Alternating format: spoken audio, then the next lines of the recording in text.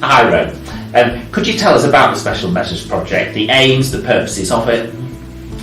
Okay, so the Special Measures Project builds on some previous work that was looking at finding out what people are doing around using measures and hearing the voice with children and young people with learning disabilities, their families and their networks. And we realised that this is a very important area and quite a neglected area, so we're trying to get to the next phase of being able to share practice and some guidance on this. We know from talking to our CORC members that using outcome measures with children with learning disabilities can be really challenging. Could you talk us through what you see as the challenges when we're working with this group of young people? Well, some of the challenges that come up often from colleagues in the field is around the immense variety of abilities and kind of presentations for children and young people with learning disabilities. So existing measures just may not be appropriate, they may not be validated or standardised for children and young people with learning disabilities. Yet some of the management systems can be saying, oh, we all need to use X or Y tool, and that may be completely inappropriate and just really wasting people's time. Great. So in terms of the project so far, could you tell us what's been happening? Okay, so there are two main strands to the project. It's looking very much at methods and measures that can be used to evaluate outcomes and change, but it's also really wanting to focus on hearing the voice of children and young people with learning disabilities. And for this project and this phase, especially for children and young people with more complex needs, so it might be described as profound and multiple learning disabilities. So they often are overlooked, left out.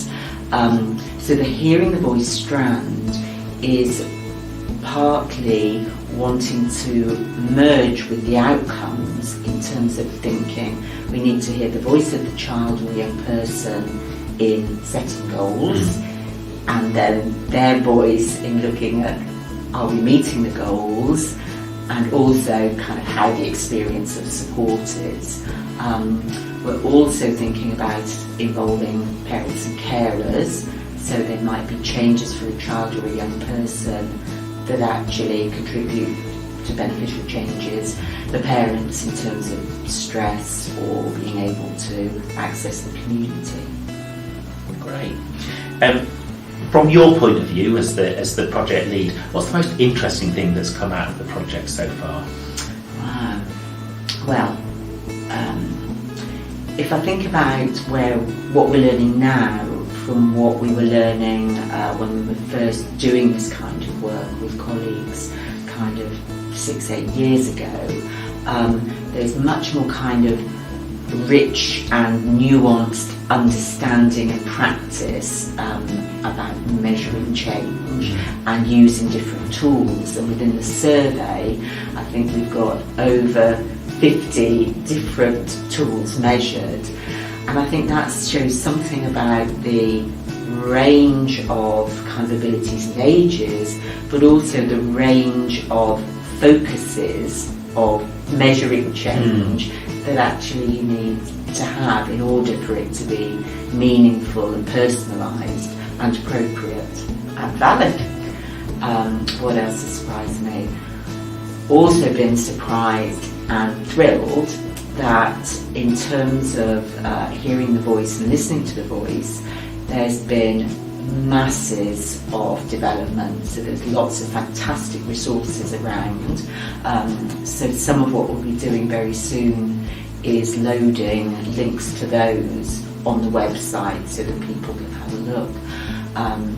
So we've got examples from the Challenging Behaviour Foundation, MENCAP, Council for Disabled Children, Nick Gore at the Tizard Centre.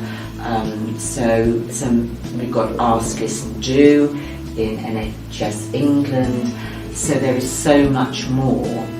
Now we know we should be listening to the views of children and young people. It's enshrined in law now within the Children and Families Act and within various bits of the NHS and our long-term plan, but there's certainly a way to go to make that happen. But there is so much more that people can look at for examples and tools to use. So that's been fantastic, really, really good.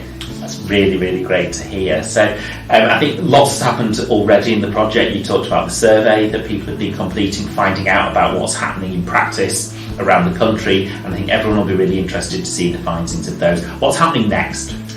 Okay, so with the survey results, we've got more analysis to do, and we've got plans for, I guess I'm calling it sort of deeper dive in a sample of those that have responded. More direct consultation with children and young people and parents. We can see from the survey that many patches and people are doing that already, so we'll be learning from what they've already done. We'll then be looking at the Hearing the Voice material. We've got some mini projects and some links going under that umbrella. And what we're going to be doing is having 2 workshops, one in June, which will be Bristol, one later in the year up north. And the idea is for people to come learn more about the project and contribute more about their practice or their thinking about what practice could be or how the guidance might shape up. It's great to hear about the workshops as a way that people can get involved if they're interested in that, and we at CORC will be helping you to promote those workshops, so if people are interested they know where to go to find out about them. Are there other ways that people can get involved? Well, with some of our follow-up to the survey, people will be becoming more involved in that. And if people haven't known about the project, they can follow up the links on the website, contact myself directly, and we'll see if we can find a way to link them in with any of the groups that are speaking to each other, or they can send material to me. That would be fantastic, because we want it to be a collaborative, shared practice development, looking very much at real practice as well as obviously looking to published literature. But again, there's not a massive published literature. What we found, again, will be signposting and putting into reference lists.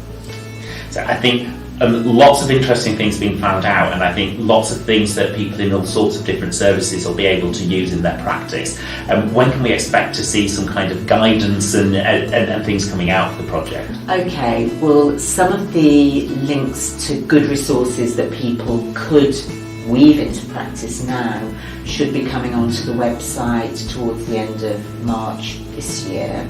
The project end date is December 31st this year, so we will be looking to be pulling the guidance together so that it gets launched either just before that date or just into the new year. And when that happens, would you be willing to come back and talk to us about it again, Ro? I certainly would, Nick. Great, thank you.